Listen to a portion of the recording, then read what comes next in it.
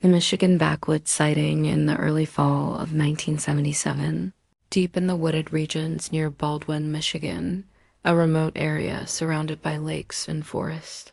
Group of hunters reported one of the most unnerving UFO encounters in the Midwest. The sighting began in the pre-dawn hours of October 11th, when three experienced hunters, James Harris, Richard Lawton, and Miguel Mike Ortega, set out for a secluded deer blind they had constructed near the Manistee National Forest. At around 5:15 am, while the group trekked through a densely wooded trail, they noticed an unusual humming noise. According to their statements, the hum was low, mechanical, and seemed to vibrate through the ground. Moments later, the forest around them lit up with an unnatural bluish-white light, unlike anything they had seen before. Thinking it might be a helicopter or illegal spotlighting, they dropped to the ground. But then the light source moved without sound overhead, stopping directly above a clearing. What they witnessed defied simple explanation. Hovering about 50 feet above the clearing was a large, triangular craft with rounded corners, estimated to be 40 to 50 feet wide. It had no visible propellers or rotors and emitted no wind or downforce. The underside was a metallic gray and studded with three circular lights that pulsed slowly from white to red. The humming intensified slightly, but there was no movement of air or debris. Lawton raised his rifle scope to get a closer look and claimed to see what looked like shifting patterns or panels moving along the surface like heat ripples. The object hovered for nearly 2 minutes before accelerating straight upward with no sound and disappearing into the sky almost instantly. The men were left shaken. One reported nausea and disorientation for the rest of the morning. When they attempted to report the incident to local authorities, they were met with skepticism. However, a Michigan State police officer who interviewed the group filed an internal memo noting their sincerity and lack of motive to fabricate. Local radio picked up the story after one of the hunters' sons contacted a station in Grand Rapids. Though never nationally publicized, the event gained some attention among regional UFO researchers. Investigators from MUFON conducted interviews and noted that a similar triangular craft had been reported days earlier by a trucker on US 131 near Reed City. No photos or physical evidence ever surfaced, and the site showed no radiation or ground disturbances. Despite this, the credibility of the witnesses, experienced outdoorsmen with military backgrounds, has kept the Michigan backwoods.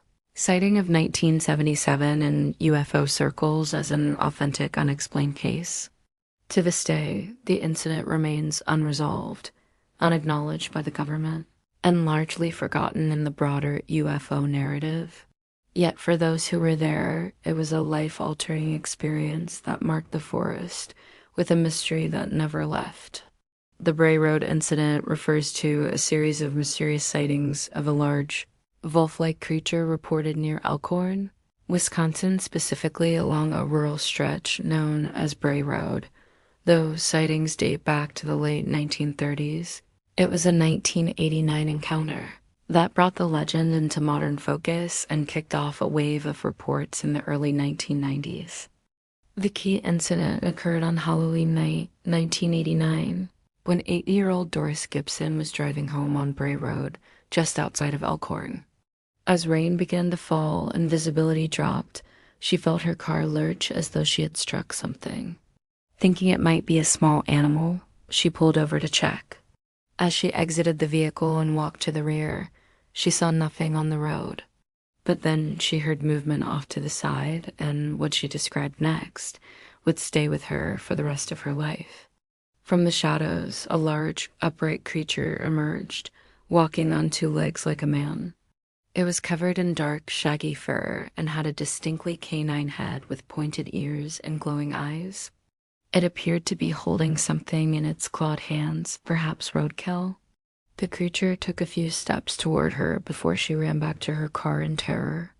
As she scrambled to drive away, the beast lunged at her vehicle, leaving scratch marks on the rear bumper. She sped off and didn't look back. Doris reported the encounter to local authorities, but they took little formal action. However, the story quickly spread through the Elkhorn community. Others began to come forward with eerily similar stories, some going back years. A local woman claimed to have seen the creature eating something on the side of the road in 1987. Another woman said it followed her home one night. A farmer reported strange tracks near his barn, massive, dog-like prints with what looked like claw indentations and a long stride. By 1991, the mounting accounts caught the attention of Linda Godfrey, a reporter for the Walworth County Week. Initially skeptical, she was assigned to write a feature on the werewolf sightings as a local interest piece. What she uncovered led to a deep investigation and eventually her book, The Beast of Bray Road, Tailing Wisconsin's Werewolf. She interviewed dozens of witnesses who described the creature as a bipedal, canine-like being, often estimated to be 6 to 7 feet tall with a muscular frame and intelligent, predatory demeanor. Skeptics argued that the sightings could be misidentified bears, large dogs, or even elaborate pranks. But believers pointed to the consistency of the reports, the creature's bipedal locomotion, and the genuine fear expressed by those who saw it. Some cryptozoologists theorized that it could be a previously unknown species, a type of upright canid. Others leaned into folklore suggesting a modern American werewolf or skinwalker legend brought to life. Over time, the Beast of Bray Road became a fixture in local lore. It inspired documentaries, horror films, and paranormal investigations. Yet, despite media coverage and amateur searches, no definitive proof such as clear photos, fur, or scat has ever been produced. Today, Bray Road remains a quiet rural drive, but the legend lives on.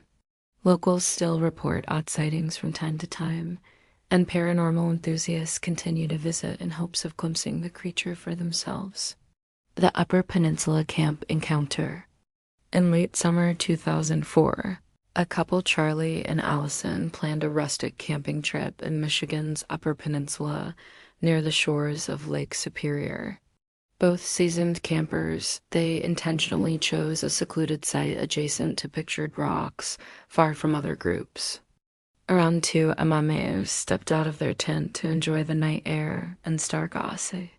They walked roughly 30 feet toward the shoreline, where silence and solitude enveloped them. Suddenly, the peaceful night shattered.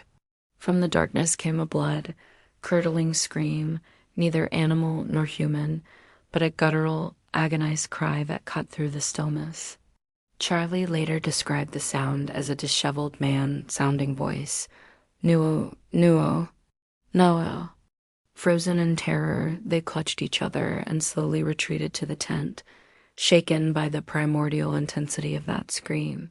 Fear and confusion clouded their minds. Rational explanations, wildlife, nightmares fell short. They had encountered something inexplicable, something that didn't fit any known pattern of wildlife or human behavior. In the days that followed, the memory haunted them. They reached out to regional paranormal and cryptid forums, hoping others had heard similar nocturnal horrors. Responses were limited, but one recurring theme surfaced. Many upcampers described 6 to 16-foot bipedal figures, disembodied screams, and sudden feelings of oppressive dread. No physical evidence of footprint, hair sample, or photo was ever found. Still, in the tight-knit community of Upper Peninsula campers, the story spread. Some dismissed it as prank or echo phenomenon. Others believed Charlie and Allison had stumbled upon something beyond explanation.